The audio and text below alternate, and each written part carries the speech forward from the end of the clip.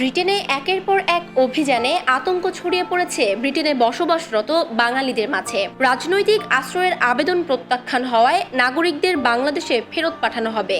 ইতোমধ্যে ব্রিটেন ও Bangladesh fast track return চুক্তিতে সম্মত হয়েছে।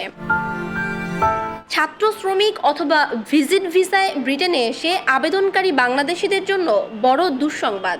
বিভিন্ন ক্যাটাগরির ভিসায় 2023 সালে প্রায় 11,000 বাংলাদেশি ব্রিটেনে প্রবেশ করে। এক বছরের মধ্যে তারা আশ্রয়ের আবেদন করেন।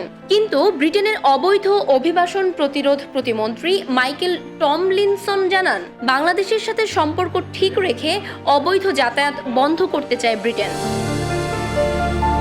বর্তমানে যারা অবৈধভাবে বসবাস করছে তাদের আটক করে রুয়ান্ডায় পাঠানোর আইন পাশ হয়েছে পার্লামেন্টে। জনবহুল রাস্তায় ফেসিয়াল রিকগনিশন ক্যামেরা বসিয়ে অবৈধ অভিবাসীদের ধরা হচ্ছে। এদিকে খুশির খবর হচ্ছে, ব্রিটেনে অবৈধদের তালিকায় শীর্ষ 10-এর মধ্যে নেই বাংলাদেশ।